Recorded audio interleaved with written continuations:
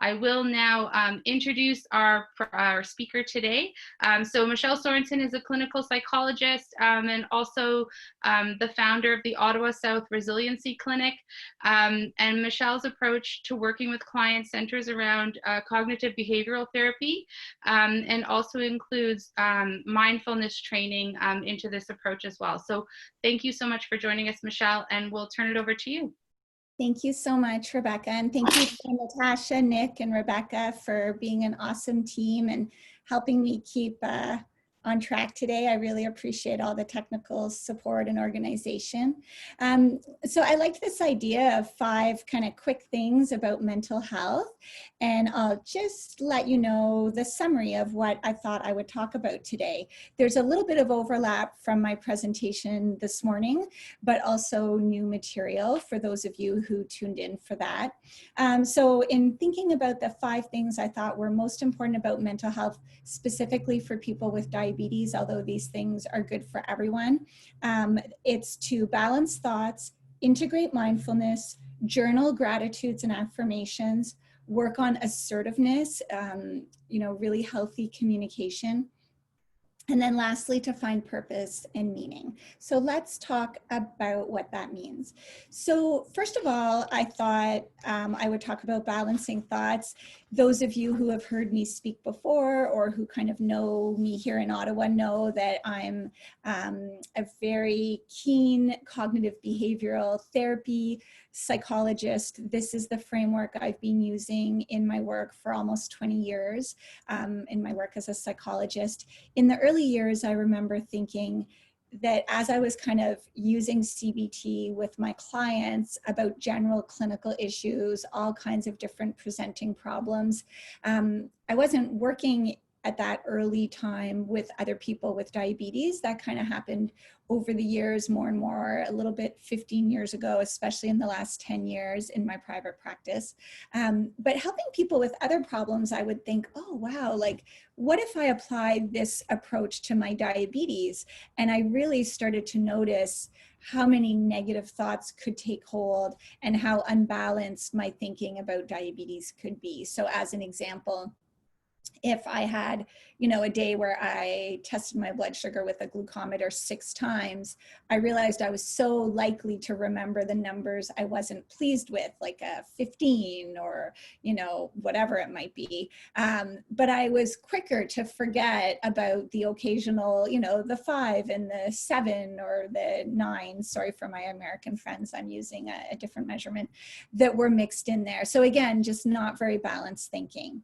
So the basic premise of CBT, and if anyone wants to learn more about it, I often do present on this, and there's a wonderful book called Mind Over Mood, which I think I have on a slide coming up, that can help you learn about it. But basically in CBT, we're looking at how our thoughts, our moods, our behavior, our physical symptoms all connect. They kind of work in a cycle, influencing one another, and then all within the context of our environment. So when we kind of view problems in cognitive behavioral therapy, we're trying to say, okay, what should we work on? Where can we make a positive change? Which area to help get positive changes going and interrupt that cycle? So one of the best places to start is challenging negative thoughts. And because we don't have time to get into thought records and a lot of the great things we can do in CBT, I thought I'd just give you something very simple to work with, which is 2 questions. So the first question is asking yourself, okay, where's the evidence to support this thought? And another question is when you're making assumptions and predicting terrible things in the future, the human mind does this kind of thing, to say, what is an alternative possibility? We cannot just wipe out negative thoughts, but we can replace them with more balanced ones. So generally, thinking about different possibilities kind of helps to balance out our thoughts, and it actually reduces negative moods. So an example of balancing thoughts, so first of all, you kind of want to look for themes, like what happens with your negative thoughts? Do you struggle a lot with perfectionism? We were talking about that this morning.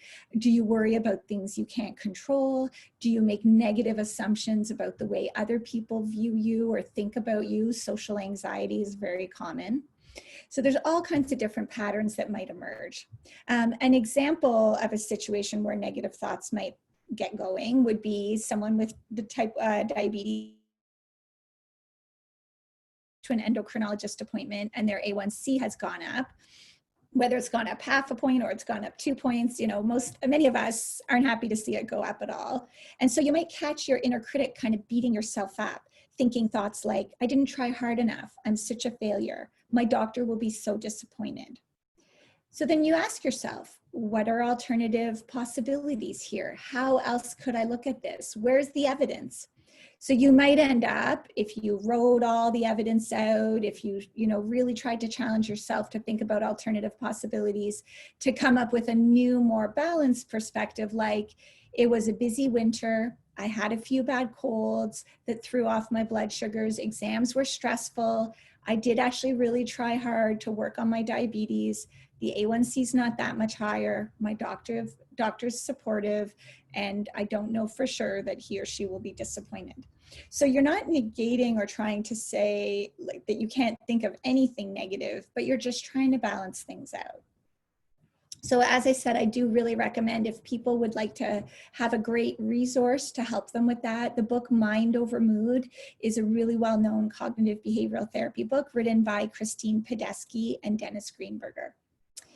Then another perspective or another thing to focus on with mental health is integrating mindfulness. I think there are few people in recent years who haven't heard about meditation or mindfulness.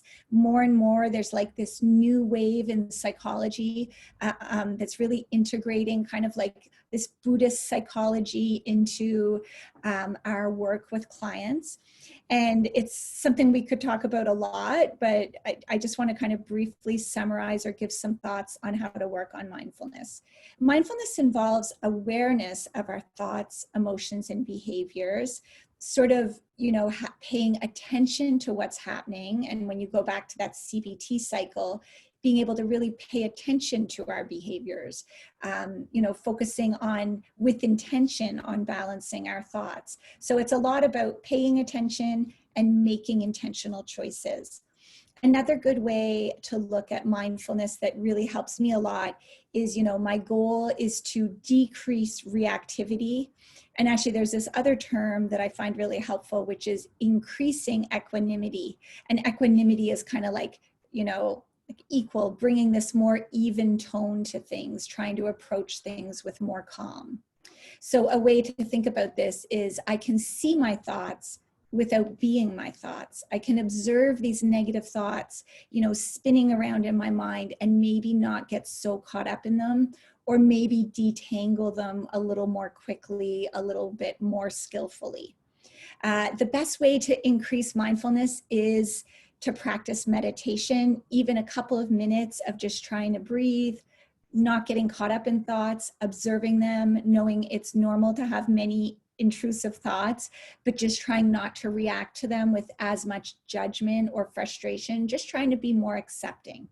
So using guided meditation can be really great for getting going, having a voice lead you through, sort of like how when people practice yoga, or I heard there was some really good working out earlier today with Stephanie Brody. But having someone guide you through exercise can be really helpful. Likewise with meditation, when you're learning, having a voice guide you through meditation is great. I love the Buddhify app and I recommend it often, but other apps are Calm and Headspace. Those are very popular. A couple of books for people interested in getting going. When Things Fall Apart is a wonderful book that I get out here and there over the years. I always go back to it. I always benefit from reading, even a few pages of it again.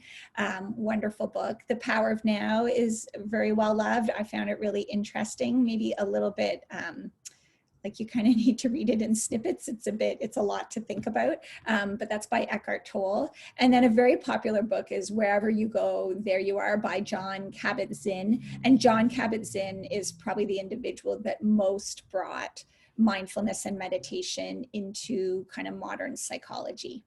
And I love Kristen Neff's approach to mindfulness, which is the self-compassion approach. And so she has books that are great, but her website has a lot of really nice resources, including guided meditations, exercises like writing a compassionate letter to yourself that are great for getting started.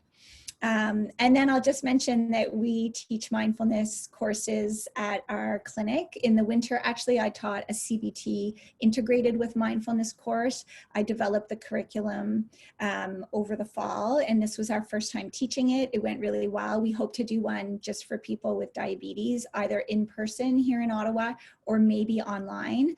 So maybe at some point I'll be putting out the word that we're doing that. But Tasia Breisky, my colleague who's a registered psychotherapist, is teaching our first online Zoom mindfulness course starting in just over a week on May 11th. I say here that we have 2 spots left, but I think we might almost have our 8 participants. We might have 1 spot left. But if anyone's interested, don't hesitate to reach out and find out more details. So the next thing, mental health thing I wanted to talk about was a gratitude and affirmation journal. What I really like about this is it kind of combines the things I've just talked about. So it combines mindfulness, this paying attention, intentional choices with CBT, because when you engage in a journaling exercise like this, you can't help but start to balance out your thoughts. So it's a simple but powerful exercise where every day you try and notice your gratitudes, what you're grateful for. If we think more positive thoughts, not surprisingly, our mood improves, we feel good. So gratitudes involve noting what we appreciate in our lives, like the company of a wonderful pet during COVID, the fact that you have healthy food to eat, the fact that you get to engage in Slipstream this weekend, being grateful for the sponsors. Thank you, sponsors. But affirmations are kind of like a step further in my mind. So affirmations involve giving yourself credit for big things, for little things, and sometimes jumping off of gratitudes even can help you to think about affirmations. So for example, today I was grateful that the weather was beautiful outside, but I really can give myself credit and affirm that I spent a lot of time outside. I made sure that happened. I didn't get caught up in housework. I went outside and I just enjoyed the day. I sat on the front step. I went for a little jog. So affirmations mean giving yourself credit, and they really help our self-confidence and our sense of self. So examples could be, say I sit down to do an affirmation and gratitude journal. I could record 3 gratitudes, and then I find this is a bit of the harder one. So I'll give examples. 1, during this strange time we've been in for 7 weeks, my kids are learning new things because I'm spending even more time than usual with them. 2, when I had a blood sugar high earlier, I went for a walk to help it come down. 3, checking my Clarity app, or it could be Spike or whatever app you use, has helped me to make changes to my management. I deserve credit for tuning into that data. So like I said, you kind of have to just try it to see how it goes, but I recommend having a nice journal or notebook and just giving it a try every day, at least 3 affirmations, but ideally you do 3 gratitudes, 3 affirmations, and you can't help but start to shift your thoughts.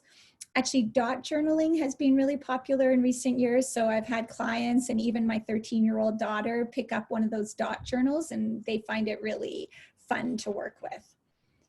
So the next thing is assertiveness. Assertiveness is a vital skill for people with type 1 diabetes, in my opinion.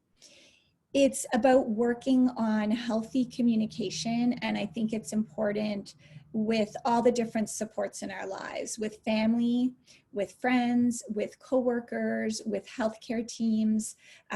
It's so important to try and evoke this idea of, okay, when I'm upset, when I'm angry, when I'm frustrated, I can turn towards others and do something with that emotion. So it means you turn towards others instead of turning against, which would be aggression. And that can be passive aggressive, like slamming the cupboard doors rather than telling your spouse what you're upset about, but it can obviously be verbal or physical aggression as well. And then we do this other unhealthy thing where we turn away, we turn inwards, we ignore people, we give them the cold shoulder, or we are just very quiet and we put a smile on our face and we pretend everything's fine when it's not. So this could come out around diabetes specific issues like tensions over the Share app. We were talking about that this morning, or something that your, a medical professional says to you that's just really, bothering you, but you're not opening up about it. And so assertiveness means that we say, oh, this is how I felt when, or I am thinking this thought in my head and it's making it, you might say to a parent, I know you're trying to be helpful, but when you keep reminding me to check my blood sugar before dinner, like these are the thoughts that go through my head. And then I actually really don't want to check my blood sugar. So we turn towards others and we open up about what's going on. I will just warn people that sometimes the people closest to us or whoever's working on assertiveness, they don't always adjust so easily to someone who wasn't assertive becoming assertive. It can be messy, it can be awkward, you might stumble over your words because you're communicating in a different way, but you have to give yourself credit for the effort even when it doesn't go smoothly. And then something that I often say to my clients is that it's better to have a little bit of guilt, like, oh, maybe that hurt my coworker's feelings when I told her this or that, or maybe my endocrinologist will take it personally when I say that, I want to spend more time talking about how I feel about my diabetes rather than, the data. But we're not responsible for the feelings of others. So we have to kind of relinquish responsibility for how others feel, focus on communicating how we think and feel. So changing communication is hard, but in the long run, it often ends up really helping relationships. And the other thing that happens is sometimes you can shift to relationships that are able to be more reciprocal. And I think it's huge for people with chronic health conditions to conserve their energy that way. And so the last mental health thing is finding purpose and meaning. And this ties into a whole conversation about grief. So the stages of grief are sort of denial, anger, depression, bargaining. We work towards acceptance, which with chronic illness, which we do grieve as well, is kind of more about adaptation. It's not acceptance like, oh, everything's fine. But I was saying this morning that there's a new book out that I'd like to read, but I read a good article by this author about it. David Kessler writes about finding meaning, the 6th stage of grief. And he's saying now, like all along, we've known those other 5 stages aren't discrete. You don't just go through denial, like before someone's diagnosed when they're up at night, using the washroom and they're trying to pretend these symptoms are normal to themselves. That's kind of denial. And then you might have depression, anger, bargaining when you're diagnosed. But what he's saying is that beyond acceptance, there's this other stage of grief and loss and suffering, which is making meaning. So it's finding purpose and making meaning out of our suffering. And I think that Connected in Motion and weekends like this, just even attending can be about finding meaning in your, difficulties with diabetes, making other friends, finding ways to, both be supported and support others. I know for me, over the 21 years I've been living with diabetes, the last 10 especially, but probably the last 15, when I went from hardly knowing anyone with type 1 to meeting more and more people with type 1, and hopefully in some ways supporting and offering something to the community, it really helps me make meaning of the hard times. So I think that that's a really important thing to remember about mental health. And so just to wrap up, sometimes I get asked about how to find a therapist. So for people who hear these things and think, okay, it's great, I can read, or I can meditate or practice mindfulness by quietly drinking my coffee and getting away from my phone. But I feel like I need more. I feel like I need to talk to someone. So I'm based in Ottawa. And I have my clinic, and I now have what I didn't have until the last few years, which is a wonderful team of colleagues who are learning about diabetes and who know about diabetes, so that I can refer to them. And I'm lucky enough to know some other people out in the community in other cities that I can refer to a little bit. That's just starting to happen more and more. But in other cities in general, and it's certainly in the US, other than Mark Heyman, who's I know speaking this weekend, I really don't know of that many people. I know Leah through through Connected Emotion, who's down in the US, but we don't know that many people with diabetes who practice therapy. But you don't have to have someone with diabetes to help you. You just have to find someone who has an approach that fits, is willing to learn, or maybe they already know a bit about diabetes. They do have a network in the US through APA. The American Psych Association and the American Diabetes Association did train 100 people across the country a few years ago. So they at least have, sort of an overall knowledge of diabetes. You can always check Psychology Today, which is a magazine, actually has a huge online network, listings of people, and sometimes you could find diabetes as a specialty there. You can ask your family doctor, your diabetes team, or other type 1s in your community. Obviously, if you find a therapist that's already worked with another type 1, that alone would provide some education, and they'd be more familiar with the unique challenges that we face. And then, of course, at my clinic, we are virtual right now during COVID, but we've always offered some virtual therapy. Although I don't take many new patients myself because my practice is quite full. I do periodically, like I said, I'm hoping to run a group so that I can work directly with more people with diabetes. But I have amazing colleagues, sort of 3 or 4 of them have become especially knowledgeable. And we're all virtual right now, and we continue to be when needed. We've always done some phone and video work, so don't hesitate to contact me. My information is below if you do need a referral, either for virtual work or for people who live in the Ottawa area. You can use my personal email, which is up on my website, sorensencbt@gmail.com, or resiliencyclinic@gmail.com. And all of our information is on our website, Ottawa South Resiliency Clinic.com. And I do hope to be adding more diabetes resources there over time, because it is a big focus of our clinic. So I think we still have a bit of time for discussion. Thank you, everyone, for being here. Well, thank you, Michelle. Thank you so much for sharing in your top 5 the tips for mental health. Thank you, and thank you for sharing those resources. We've added some links in that for folks to simplify the process if they were interested in digging in a little deeper on some of those items that you touched on, Michelle.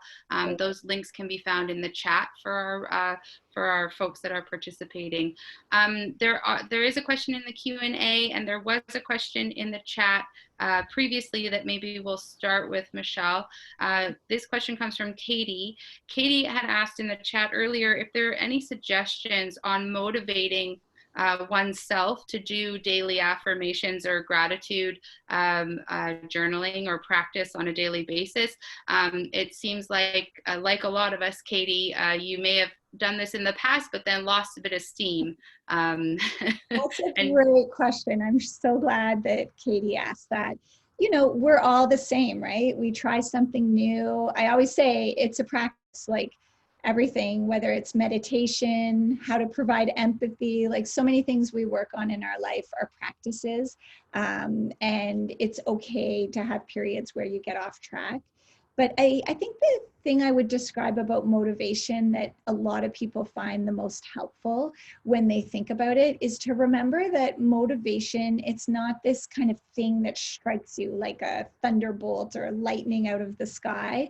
People think of it that way. And then what happens, especially for people with diabetes, is they call themselves lazy or unmotivated. Whether it's about pre-bolusing for meals or writing in a journal or meditating or whatever it might be. But actually motivation comes from doing. So what you want to do is set really small attainable goals, like really, really small, slow yourself down, and then just try and get started. What I mean by that is that, sometimes people say, oh, I'm going to go to the gym every day this week. And then that's kind of daunting. Or if someone says, oh, I'm going to clean up the whole den on Sunday afternoon, that messy office. Well, who wouldn't procrastinate? But if you say, I'm just going to clean up 5 minutes a day and see where I get, or so for journaling, if you say, you know what, maybe I'll just start and write one gratitude and one affirmation. There's a chance that once you get going, you'll exceed your goal and you'll write more, but set it up so that that really is an accomplishment that you can feel good about, and that's enough. And then what I find is also helpful is if you get off track, like say you've been journaling for a week and actually really notice your thoughts are balancing out and it feels really good, you set yourself up to make it easy. That's another good thing, like leave it on your bedside table or somewhere accessible. Just plan to do it, maybe at a time of day where you're not so tired, like maybe you do it right when you get home from work rather than waiting till bedtime. But say you've had a good run and it's working and then you get away from it. Don't pressure yourself to make up for it. Like, don't think, oh, I have to go back and do Monday, Tuesday, Wednesday that I missed. Accept the imperfection and just try and do a little bit. And then usually you'll be able to get going again. Those would be my tips, I think. Very good tips. Thank you. We don't have any questions in the Q&A. We do have about 2 more minutes. Oh, we just had a question pop in. Perfect timing, Janet. So Janet would like to know, do you have any recommended, this sounds like, I'll let Michelle answer, although I'm not sure if it's your area of expertise, Michelle, so I'll just add that little caveat. Do you have any recommended medications for depression, knowing that everyone is different, but maybe there are some that are preferred? That's coming in from our Q&A panel. Okay, yeah, no, still a valuable question. I myself don't prescribe. I mean, a lot of people get confused, understandably, between all the titles out there. So psychiatrists are medical doctors who practice, they help people with psychological problems, and they do prescribe. Family doctors can also prescribe medication, and many of them, of course, deal with anxiety and depression and different issues every day. The most commonly used antidepressants are a group called the SSRIs. It's serotonin reuptake inhibitors, and your family doctor can help you learn more about that. What I would say is that in cognitive behavioral therapy that we were talking about today, we look at how our thoughts affect our moods, which then affect our behaviors and lead into different physical symptoms. And it's true that if we're looking to get a more positive cycle going, if a medication helps stabilize some of the physical symptoms, like maybe someone can't sleep, they wake up at 2 or 3 a.m. every night, that's a symptom of depression, and they can't sleep anymore. So medication can sometimes help stabilize the physical symptoms enough for people to engage in going to therapy or exercising or other behavior changes that will address more the underlying issues with depression or anxiety or whatever mental health problem you're dealing with. Okay, thank you. There is one more question. Maybe we'll be able to fit that in quickly. This person wanted to remain anonymous, but they're asking if you have any advice for balancing how much you think about diabetes too much and you become sort of overwhelmed by it all versus not enough, and maybe you let the bar drop a little bit on your management. So that's coming in just now. That's an excellent question. We are talking a lot this morning about perfectionism, and I know those slides are available. So I recommend to anyone who wants to learn more about that, if you're interested in, it was a longer talk this morning. It was 45 minutes and then some really good discussion. So you might pick up some things there. But I guess the first thing I'd say is really try and be empathic with yourself. That's the self-compassion actually, is recognizing that there is no perfection, right? And so around diabetes, I think of it as kind of like a metaphor for life. Like you can't do an amazing job in every area of your life, and everything in your life affects diabetes. So I can say that, for me, I might have a week where I exercise more, and of course that's really good for my health. but actually it leads to some, you know, adjustments in my blood sugars, and they're not quite so stable. Whereas when my activity, you know, kind of flattens out, maybe sometimes that helps my blood sugar levels. You know, and then one week maybe, so in general, I often hear this from people who don't have diabetes. They're like, when am I going to get that balance and get it all right? But it just doesn't really work that way. You know, maybe one week I spend a lot of time helping my kids with homework, but I don't get as much of my job done. Another week I'm really busy with work and more successful there. But then, you know, I'm not cooking at home as much. We all just keep trying to calibrate and, you know, choose maybe one or two things to focus on at a time and try and build on it. But it's managing that perfectionism that allows us to get our head in the, keep our head in the game. Diabetes is a marathon, not a sprint.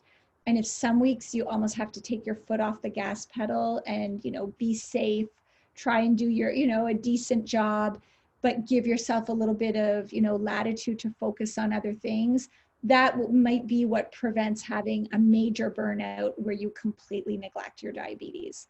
So if you're struggling with that, you're just like me and everyone else. There really is no, I don't think there's a perfect balance.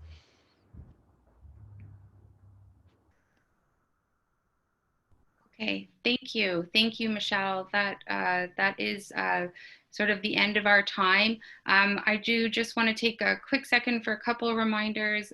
Reminder number one, if you want to hang out a little bit more, you're not quite done sort of interacting with your diabetes peeps today, you can catch everybody over in a virtual chat cafe. That's a new link that was added earlier today, and you can hang out with folks there if you just want to have some conversation. Of course, we invite you to take a break, to get something to eat, to maybe go for a walk and get moving. But please come back here for 6:30. You can get that on the virtual Slipstream landing page at 6:30 tonight. It's the evening social, with a live performance, a musical performance starting around 7 o'clock, featuring Crystal Bowerstock. So you don't want to miss that, and we want to see you all there. So thank you again to Michelle and to the folks that joined us today, and we'll see everyone later.